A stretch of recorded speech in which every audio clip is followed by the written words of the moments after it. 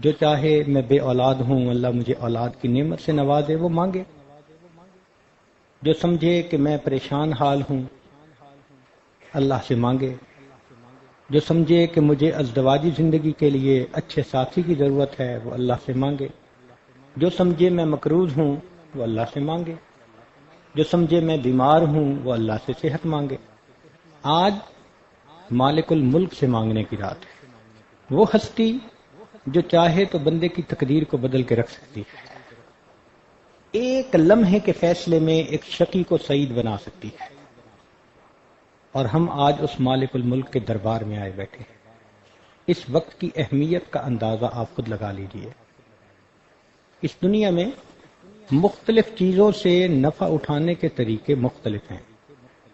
ہوا سے نفع اٹھانے کے طریقے اور ہیں، پانی سے نفع اٹھانے کے طریقے اور ہیں، آگ سے نفع اٹھانے کے طریقے اور ہیں، مٹی سے نفع اٹھانے کے طریقے اور ہیں۔ دل میں سوال پیدا ہوتا ہے کہ یہ تو سب چیزیں مخلوق ہوئی ہیں، اس مخلوق کو پیدا کرنے والا جو پروردگار ہے اس پروردگار سے نفع اٹھانے کا طریقہ کیا ہے؟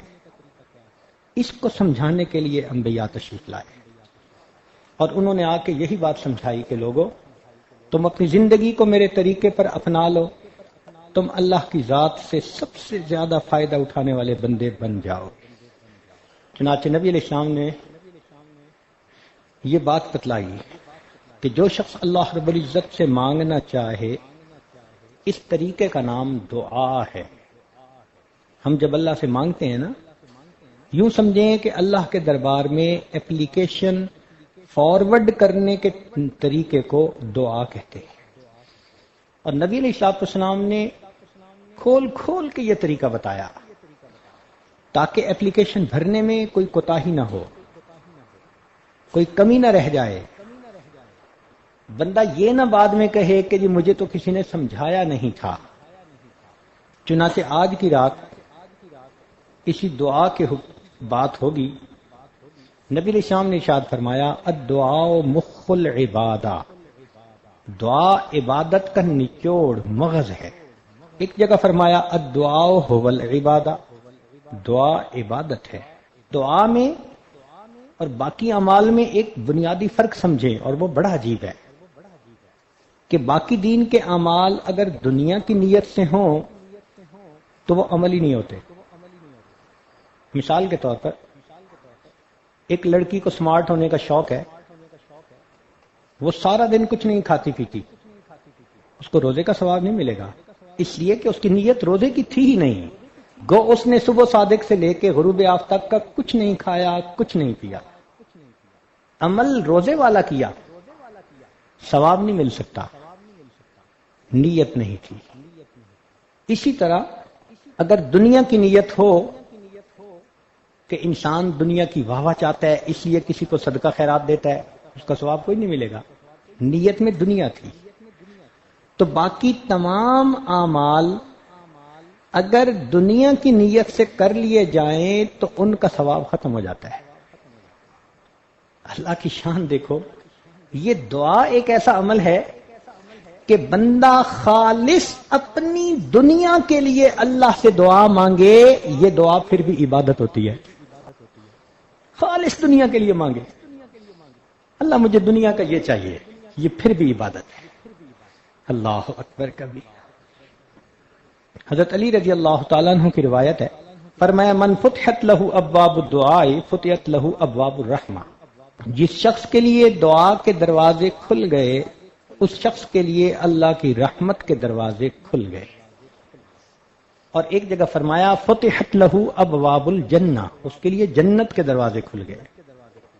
چنانچہ ترمذی شریف کی روایت ہے ان ثعبان رضی اللہ تعالی عنہ قال قال رسول اللہ صلی اللہ علیہ وسلم لا يرد القدر الا الدعاء، کہ تقدیر کو نہیں بدل سکتی مگر دعا، ولا يزيد في العمر الا البر، اور عمر میں زیادتی نہیں ہوتی مگر نیکوکاری کی ساتھ۔ وَإِنَّ الرَّجُلَ لَيُحْرَمُ الرِّزْقَ بِالذَّنبِ يُصِيبُهُ، اور انسان کو جو رزق ملنے والا ہوتا ہے اپنے گناہوں کی نحوست کی وجہ سے وہ اس رزق سے محروم کر دیا جاتا ہے۔ تو ہمیں جو پریشانی آتی ہیں نا وہ اصل میں ہماری اپنی کوتاہیاں ہوتی ہیں۔ قرآن مجید میں اللہ تعالیٰ نے فرمایا ما اصابکم من مصیبت فبما کسبت ایدیکم، جو مصیبت تمہیں پہنچتی ہے تمہارے ہاتھوں کی کمائی ہوتی ہے۔ عائشہ صدیقہ رضی اللہ تعالی عنہا کی روایت ہے، فرماتی ہیں قال رسول اللہ صلی اللہ علیہ وسلم الدعاء ينفع مما نزل ومما لم ينزل، دعا اس مصیبت کے لیے بھی فائدہ مند جو نازل ہو چکی اور اس کے لیے بھی فائدہ مند جو ابھی نازل نہیں ہوئی۔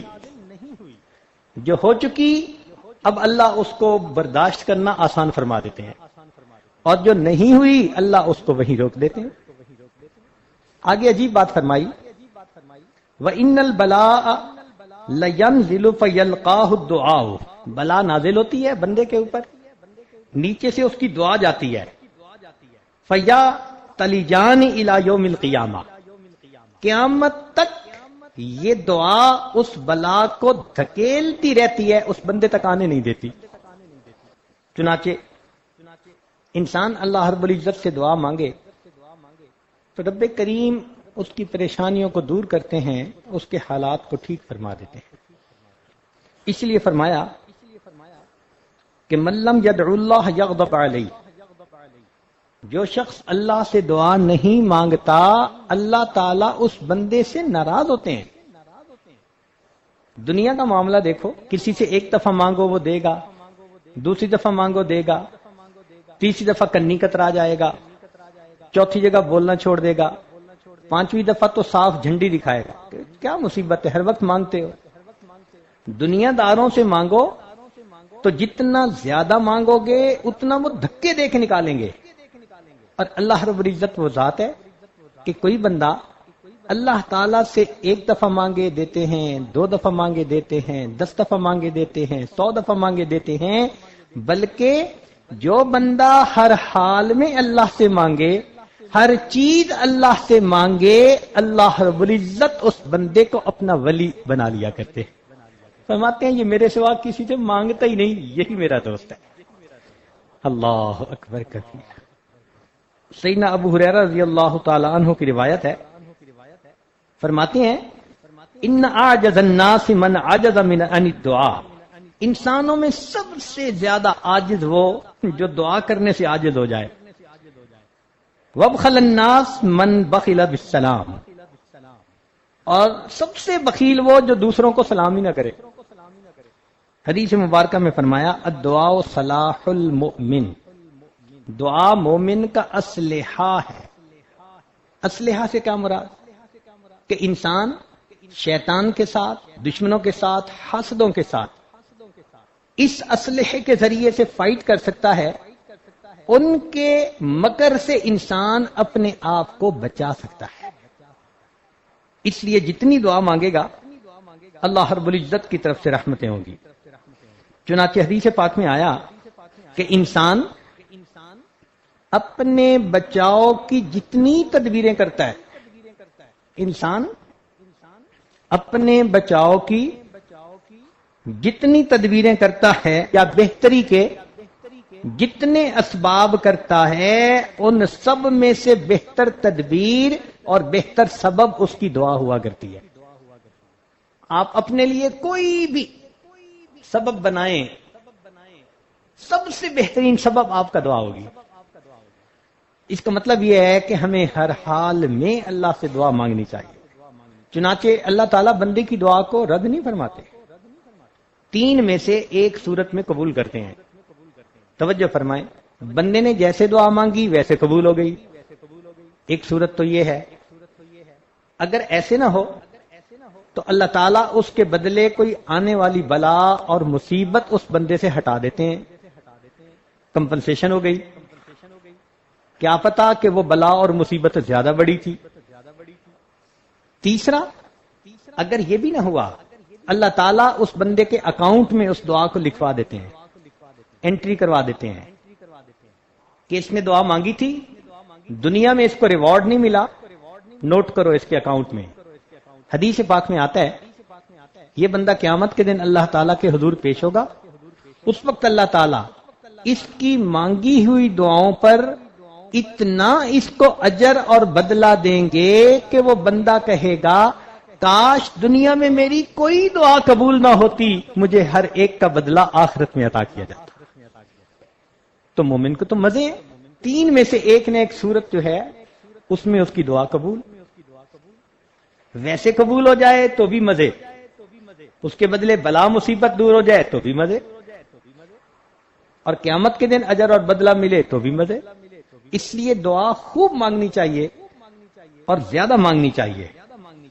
ایک صورت ہے جس میں اللہ تعالیٰ دعا رد فرماتے ہیں، یا تو اس بندے کے جسم پہ کپڑے حرام کے ہوتے ہیں یا کھانا حرام کا ہوتا ہے، یا وہ بندہ اپنی زبان سے خود کہتا ہے وہ جی ہماری تو دعا قبول ہی نہیں ہوتی۔ چنانچہ کتابوں میں علماء نے لکھا کہ جب کوئی بندہ اپنی زبان سے خود یہ لفظ کہہ دیتے او جی ہماری تو قبول ہی نہیں ہوتی، اس بات پر اللہ کو اتنا جلال آتا ہے، اللہ اس کی مانگی دعا کو پھر رد فرما دیتے۔ اس لیے یہ لفظ کبھی بھی نہیں کہنے چاہیے۔ چنانچہ حدیث مبارکہ میں آتا ہے کہ جو شخص یہ چاہے کہ سختی میں اس کی دعا قبول ہو، اس کو چاہیے کہ وہ خوشحالی کے زمانے میں اللہ سے دعا مانگا کرے۔ جو خوشحالی کے دور میں اللہ سے دعا مانگتا ہوگا، اللہ تنگ دستی کے عالم میں بھی اس کی دعا کو قبول فرمائے۔ آج آٹا گھر پہ نہ ہو پھر تو ہر کوئی رو کے مانگتا ہے، لیکن گھر میں اگر سب کچھ کھانے کا ہو پھر کسی کو دیکھا کہ رو کے مانگ رہا ہو، پھر ہم رو کے نہیں مانگتے کہ اللہ ہم اب بھی تیرے محتاج ہیں۔ تو خوشحالی کے زمانے میں دعائیں مانگیے، اس کی برکت سے اللہ تنگ دستی کے عالم میں دعاؤں کو قبول فرمائیں گے۔ اب دعا کیسے مانگی جائے، کچھ اس پہ بھی بات ہو جائے۔ اللہ رب العزت ہمارے اکابر کو جزائے خیر عطا فرمائے، جنہوں نے دعا کے آداب کو تفصیل کے ساتھ کھولا۔ آپ ذرا توجہ کے ساتھ سنیے گا، اس میں بعض رکن ہیں ان کے بغیر دعا ہی نہیں ہوتی، بعض شرائط ہیں، بعض چیزوں کے کرنے کا حکم دیا، بعض کو نہ کرنے کا حکم دیا۔ چنانچہ سب سے پہلی چیز کہ کھانے پینے پہننے اور کمانے میں حرام چیزوں سے پرہیز کرنا۔ دوسرا اخلاص کے ساتھ دعا مانگنا، دکھاوا نہ ہو۔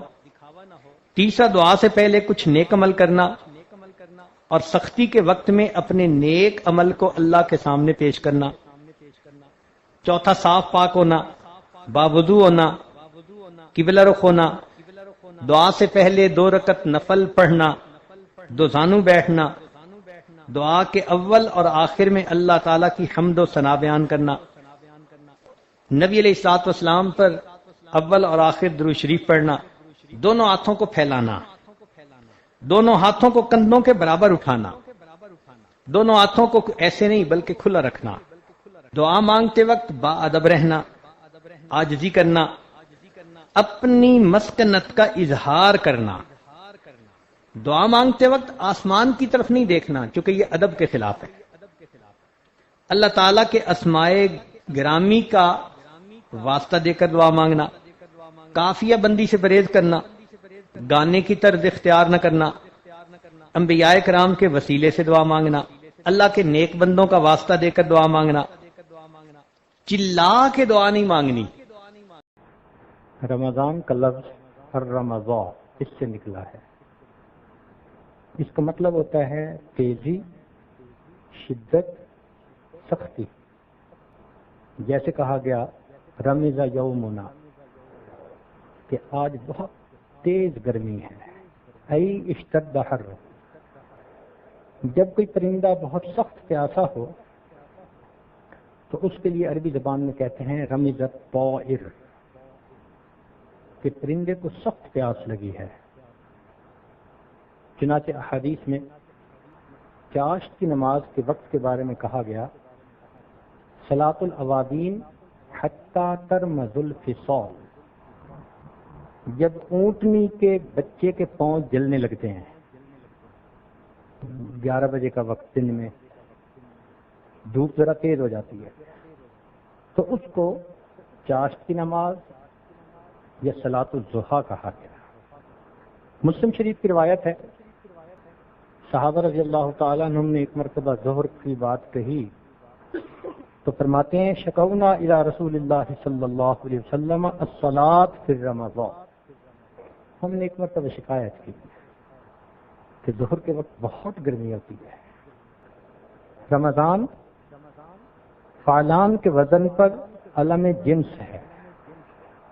بعض نے کہا کہ باب سمع یسمعون، اس میں رمز یرمز، اس سے مصدر ہے، کیونکہ انسان کو اپنے گناہوں کی تپش کی وجہ سے تپش ملنی تھی، اللہ نے اس تپش کو مٹانے کا جو مہینہ بنایا اس کا نام رمضان تجویز فرمایا۔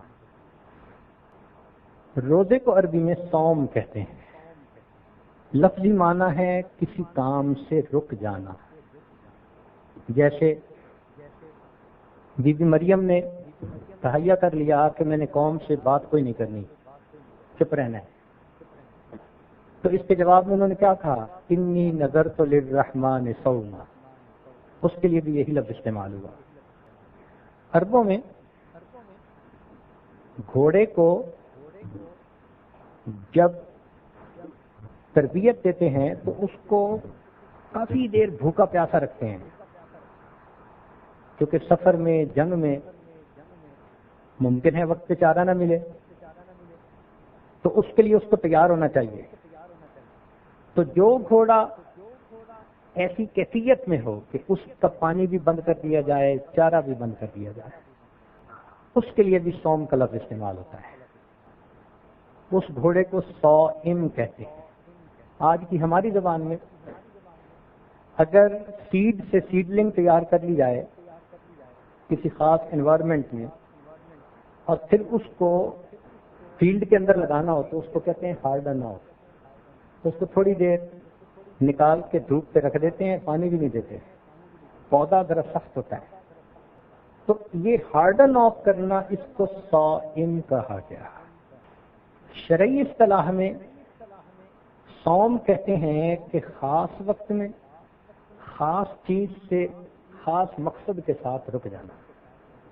چنانچہ حافظ ابن حجر رحمۃ اللہ علیہ نے صوم کی تعریف یہ کی، فرماتے ہیں وفی الشرع امساک مخصوص فی زمن مخصوص عن شیء مخصوص بشرائط مخصوصہ۔ چنانچہ ہم رمضان میں دن کے وقت کھانا پینا جماع اس سے پرہیز کرتے ہیں، رک جاتے ہیں، کس نیت کے ساتھ؟ عبادت کی نیت کے ساتھ، اس لیے یہ صوم کہلاتا ہے۔ اگر نیت کچھ اور ہو تو پھر بے شک اگر کوئی بندہ کھانے پینے سے رکا رہے اس کو روزہ دار نہیں کہیں گے۔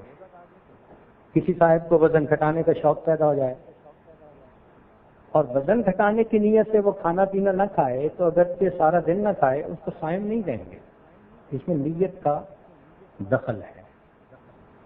چنانچہ یہ ایک مہینہ ہے جس کی پہلی رات میں اللہ رب العزت جنت کے دروازوں کو کھول دیتے ہیں۔ بعض ملکوں میں ہم نے یہ طریقہ دیکھا کہ جو بڑے بڑے بلڈرز ہوتے ہیں، عمارتیں بناتے ہیں، وہ ایک محلہ تعمیر کر دیتے ہیں اور پھر اس کے بعد ایک دن ایسا آتا ہے کہ جب وہ کسٹمرز کو وہ دکھاتے ہیں تاکہ پھر اس کی بکنگ شروع کر سکیں، تو اس سے پہلے وہ پورے محلے کو اچھا صاف کر کے پریزنٹیبل بنا دیتے ہیں۔ بالکل اسی طرح اللہ رب العزت جنت کے تمام دروازوں کو کھول دیتے ہیں، خوشبوؤں کی دھونی دی جاتی ہے، حتیٰ کہ حوریں فرشتوں سے پوچھتی ہیں کہ کیا نئی بات ہونے والی ہے، تو ان کو بتایا جاتا ہے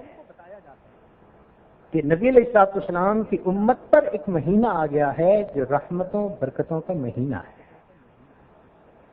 یوں سمجھیں کہ اس مہینے میں اللہ رب العزت جنت کی بکنگ فرماتے ہیں، ابھی تو کھولا جاتا ہے جنت کے دروازوں پہ۔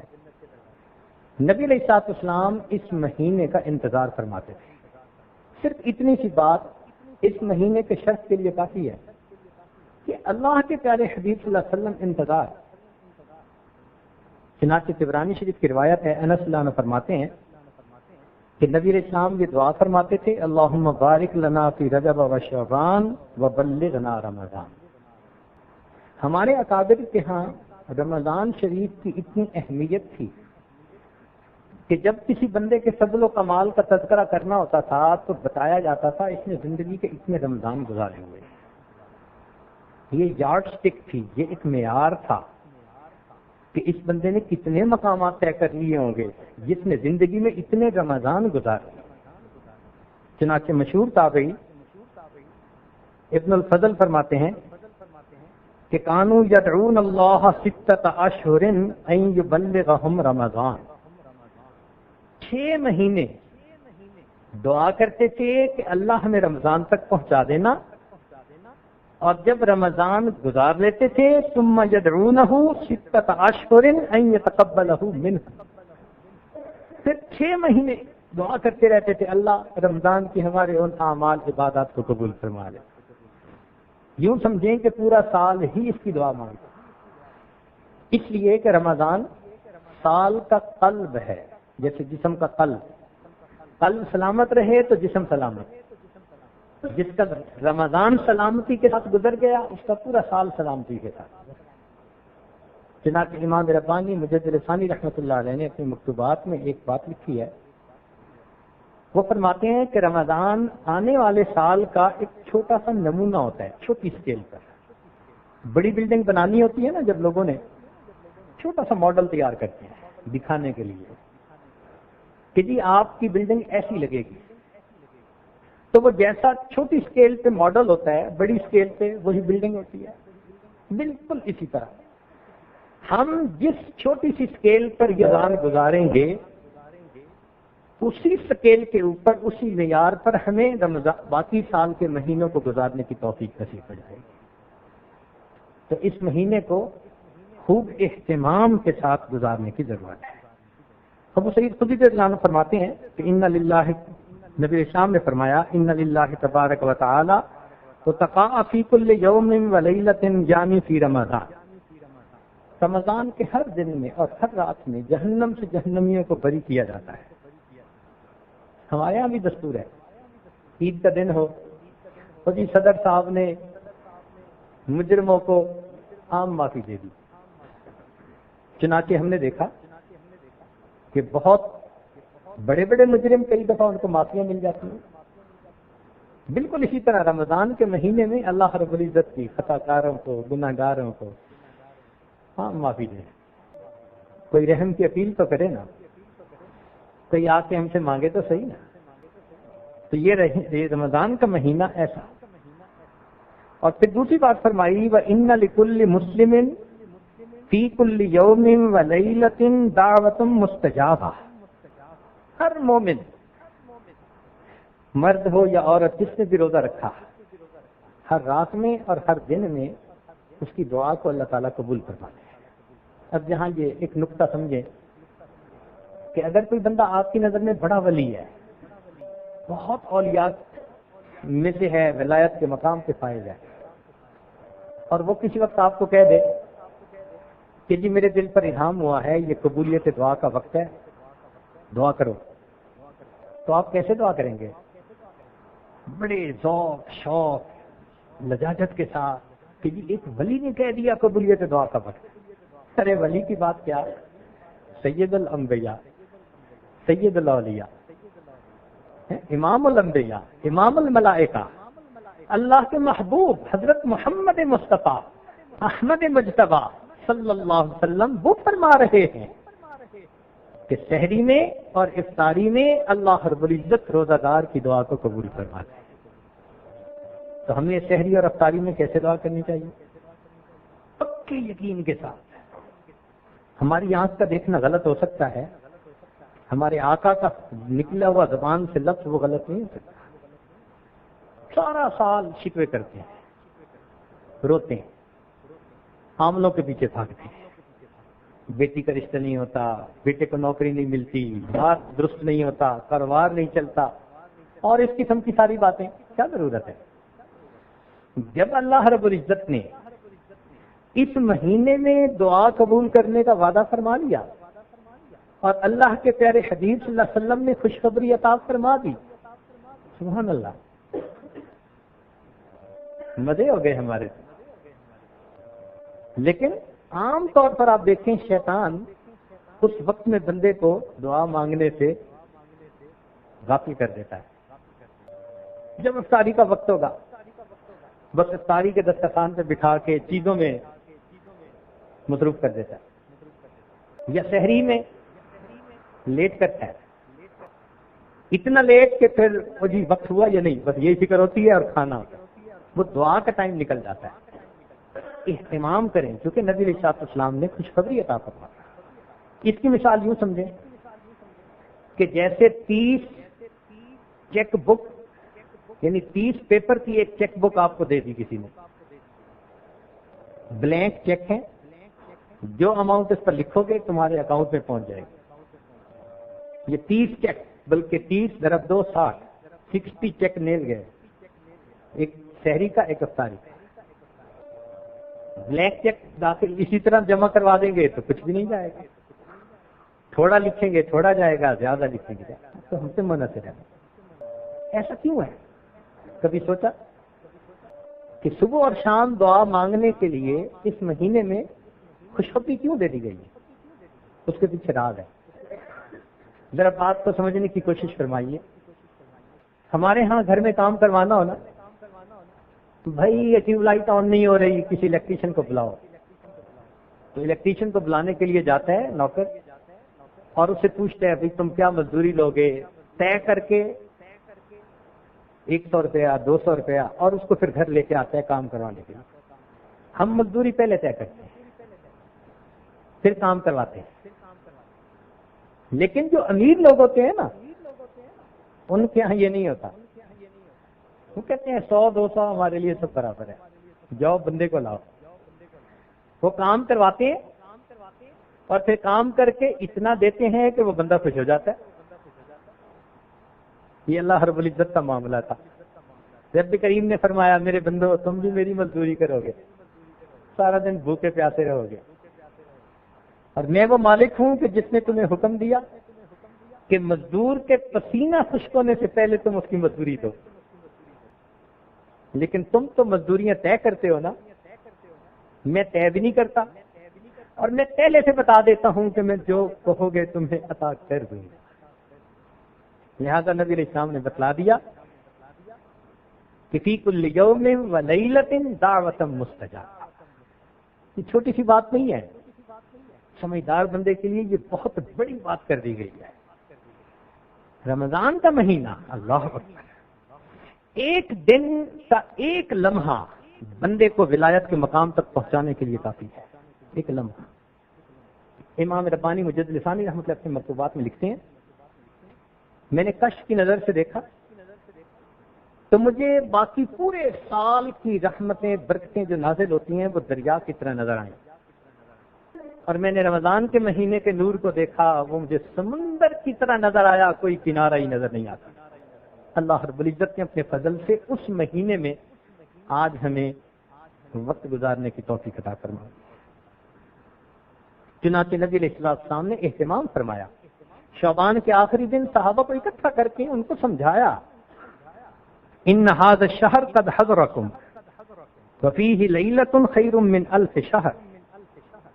یہ جو مہینہ آیا ہے اس میں ایک رات ہے جو 1000 مہینوں کی عبادتوں سے بہتر ہے.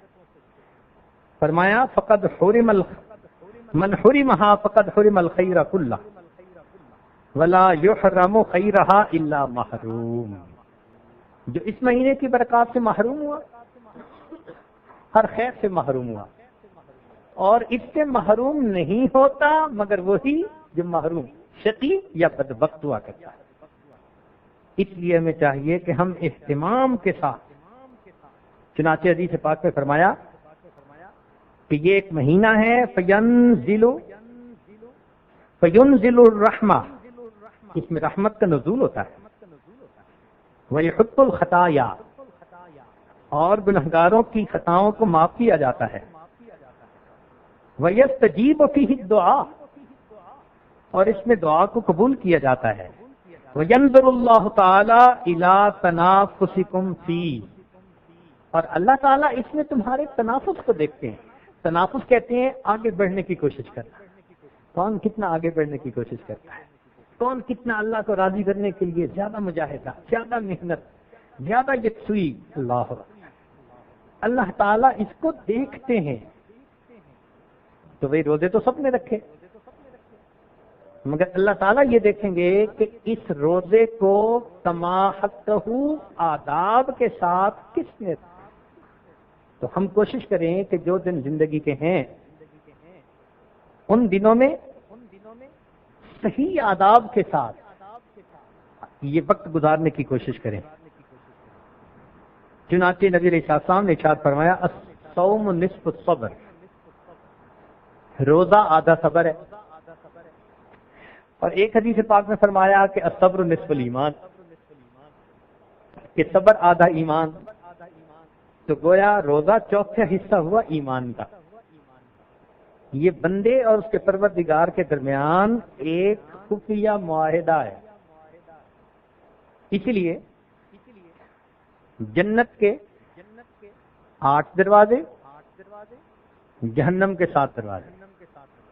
دستور ہے دنیا کا کہ جدھر سے زیادہ لوگوں نے جانا ہوتا ہے نا ادھر بڑا دروازہ رکھتے ہیں، یا مکان کے جس طرف سے زیادہ لوگوں نے آنا ہو وہاں زیادہ دروازے رکھتے ہیں۔ تو جب یہ دستور ٹھہرا، اللہ رب العزت نے جہنم کے دروازے بنائے 7 اور جنت کے بنائے 8۔ اللہ تعالیٰ کیا چاہتے ہیں؟ میری مخلوق زیادہ کدھر جائے؟ ارادہ خیر کا ہے نا۔ اللہ تعالیٰ چاہتے ہیں کہ میرے بندے میری نعمتوں کو زیادہ پانے والے بن جائیں۔ ایک مرتبہ ایک ملک میں ہم ایئرپورٹ پہ اترے تو اس میں ہم 8-10 بندے تھے جو بیرون ملک کے تھے، اور باقی سارے لوگ اسی ملک کے تھے، کوئی 300-350 بندے تھے۔ جیسے ہم پاسپورٹ کنٹرول پر پہنچے ہم نے دیکھا ایک دروازہ تھا، وہ بغیر پاسپورٹ دکھائے گزر رہے تھے، اس میں سے 5 منٹ کے اندر وہ 300 بندے گزر گئے اور ہم ابھی دروازوں پہ ہی کھڑے تھے۔ میں نے اپنے ساتھی کو کہا آج مجھے ایک بات سمجھ میں آ گئی۔ کہنے لگا کیا؟ میں نے کہا حدیث پاک میں آتا ہے کہ جنت کے 8 دروازے، ان میں سے ایک دروازے کا نام باب الریان، روزہ داروں کے لیے دروازہ۔ چنانچہ جس نے صحیح انداز سے روزے رکھے ہوں گے، جیسے وہ جنت کے دروازے پر پہنچیں گے وہ دروازہ کھلا ہوگا بغیر چیک کیے سیدھا۔ چلو ماشاءاللہ۔ چنانچہ روزہ رکھنے کے 3 درجات ہیں۔ ابن جوزی رحمۃ اللہ فرماتے ہیں کہ الصوم ثلاثۃ، روزے 3 طرح کے ہیں۔ صوم الروحی، روح کا روزہ، وہو قصر العمل، اور یہ ہے اپنی امیدوں کو مختصر کرنا۔ وصوم العقل، عقل کا روزہ، وہو مخالفت الہوا، اور وہ ہے اپنی خواہشات کی مخالفت کرنا۔ وصوم الجوارح، اور اعضاء کا روزہ، وہو الامساک عن الطعام والشراب والجماع، کھانے پینے اور جماع سے رکنا، یہ اعضاء کا روزہ۔ تو 3 درجے ہوئے روزے کے، اعضاء اور جوارح کو کھانے پینے اور جماع سے روکیں، یہ 1 درجہ ہوا۔ ایک اس سے ذرا بلند درجہ ہوا، وہ ہوا عقل کا روزہ کے خواہشات جو انسان کے دماغ میں نفسانی، شیطانی، شہوانی خیالات آتے ہیں ان کو روکے، یہ عقل کا روزہ ہوا۔ اور ایک ہوا دل کا روزہ کہ اللہ رب العزت سے تعلق ہو، ان کی محبت دل میں ہو، ہم اللہ تعالیٰ کے مقبول بندوں میں شامل ہو جائیں۔ ان کو چاہیے کہ رات کے آخری پہر میں چند رکعت نفل اللہ کے حضور ضرور پڑھا کریں۔ اللہ تعالیٰ فرماتے ہیں والذین یبیتون لربہم سجدا وقیاما. حدیث پاک میں آتا ہے افضل الصلاۃ بعد المکتوبۃ قیام اللیل، کہ 5 فرض نمازوں کے بعد سب سے افضل نماز تہجد کی نماز ہے. قیل للحسن، حسن رحمت اللہ علیہ سے یہ کہا گیا ما بال المتہجدین احسن الناس وجہا، کیا وجہ ہے کہ تہجد پڑھنے والوں کے چہرے بڑے منور ہوتے ہیں، ان کے چہروں پہ بڑا نور ہوتا ہے. قال، انہوں نے جواب دیا لأنہم خلو بالرحمن فألبسہم نور من نورہ، اس لیے کہ وہ اللہ کے ساتھ تنہائی میں عبادت میں وقت گزارتے ہیں، اللہ اپنے نور کو ان کے چہروں پر پالش کر دیتے. ایک بزرگ فرمایا کرتے تھے کہ حضرت، ان کے پاس ایک بندہ آیا، اس نے کہا کہ حضرت مجھے رات تہجد کی توفیق نصیب نہیں ہوتی، کوئی عمل بتا دے. انہوں نے آسان سا جواب دے دیا، فرمانے لگے اے دوست تو اپنے دن کے اعمال کو سنوار لے، اللہ تعالیٰ تجھے رات کے اعمال کی توفیق عطا فرما دے. ہم دن میں جو نافرمانیاں کرتے ہیں نا، ان کی وجہ سے رات کی عبادت سے محروم کر دیے جاتے ہیں. فقال لا تعصہ بالنہار، تو دن میں اللہ کی نافرمانی نہ کر، وَهُوَ يُقِيمَكَ بَيْنَ يَدَيْهِ بِاللَّيْلِ، تو دن میں اس کی نافرمانی نہ کر، وہ تجھے رات میں قیام کی توفیق عطا فرما دے. یروان سفیان ثوری رحمت اللہ سے یہ بات منقول ہے، فرماتے تھے کہ حرمت قیام اللیل 5 اشہر بذنب اصبتہ، ایک مرتبہ ایک گناہ مجھ سے سرزد ہو گیا جس کی وجہ سے 5 مہینے تہجد کی نماز سے میں محروم ہو گیا. اور پتہ ہے وہ گناہ کون سا تھا؟ فرماتے ہیں گناہ یہ تھا کہ ایک نوجوان دعا مانگتے ہوئے رو رہا تھا اور میں نے اس کی طرف دیکھ کر گمان کیا کہ یہ ریاکاری کر رہا ہے. میں نے اپنے دل میں اتنا سوچا ریاکاری کر رہا ہے. اس بدگمانی کے گناہ کی وجہ سے اللہ نے 5 مہینے تہجد سے مجھے محروم کر دیا. اور ہم کتنی بدگمانیاں کرتے ہیں لوگوں کے بارے میں بھائی، ہر کسی سے بدگمان الا ماشاء اللہ. پھر کہتے ہیں جی تہجد نہیں ملتی. اور پھر بعض دوست تو ایسے ہیں جو بڑے مطمئن ہوتے ہیں، اور جی ہم سارا دن مدرسے میں قرآن پڑھاتے ہیں، حدیث پڑھاتے ہیں، رات تہجد نہ پڑھی تو کیا ہوا، ثواب تو مل ہی جاتا ہے. تو بھئی صحابہ کرام سارا دن سبزیاں بیچتے تھے، جو وہ رات کو تہجد کا اتنا اہتمام کرتے تھے، وہ کیا کرتے تھے؟ وہ بھی تو سارا دن دین کے کام میں لگے رہتے تھے نا. فرسان بالنہار ہوتے تھے، اور پھر اللہ ان کو رہبان باللیل بنا دیا. رات گھوڑے کی پیٹھ پہ ہوتے تھے صبح میں، اور رات مسلح کی پیٹھ پر ہوا کرتے تھے. تو یہ تو نفس ہمیں مطمئن کر دیتا ہے نا کہ کوئی بات نہیں اگر تہجد کی توفیق نہیں ملتی. اچھا ایک بات ذرا توجہ سے سنیں کہ ایک تو ہے ہمارا سوچنا ہم تہجد پہ نہیں اٹھتے، اور ایک سوچ کا انداز اور بھی ہے. وہ کیا؟ حدیث پاک میں آتا ہے اللہ تعالیٰ رات کو فرشتوں کی 3 جماعتیں بنا دیتے ہیں. فرشتوں کی کتنی جماعتیں؟ 3 جماعتیں بنا دیتے ہیں. ایک جماعت کو کہتے ہیں کہ دیکھو فلاں فلاں میرے مقبول بندے ہیں، تم جاؤ اور ان کو پر مار کے جگا دو، یہ تہجد میں اٹھنے کا وقت ہے، یہ اٹھیں گے مجھ سے مانگیں گے، میں پروردگار ان کی جھولیوں کو بھر دوں گا. چنانچہ یہ لوگ سوئے ہوئے ہوتے ہیں، نہ گھڑی کا الارم نہ کوئی اور، اچانک ان کی آنکھ کھل جاتی ہے. یہ اللہ تعالیٰ کی طرف سے فرشتے اٹھا دیتے ہیں، ان کو اچانک آنکھ کھل جاتی ہے. دل میں ارادہ لے کے سوتے ہیں 3 بجے اٹھنے، 3 بجے آنکھ کھلتی ہے، تو اللہ تعالیٰ کے فرشتے جگا دیتے ہیں. اور پھر دوسرے گروپ کو اللہ فرماتے ہیں کہ جاؤ فلاں فلاں فلاں میرے ناپسندیدہ بندے ہیں، میں انہیں پسند نہیں کرتا، تم جاؤ اور ان کو تھپکی دے کے سلا دو، یہ میرے نیک مقبول بندوں کے اٹھنے کا وقت ہے، اور میں نہیں چاہتا کہ اس موقع پر یہ مجھے اپنی شکل دکھائیں. رات کے 1 بجے تک جاگتے رہیں گے، 2 بجے تک جاگتے رہیں گے، جب تہجد کا وقت شروع ہو جائے گا نیند آ جائے گی. آپ شادی بیاہ پہ دیکھیں، لوگ پروگرام بنا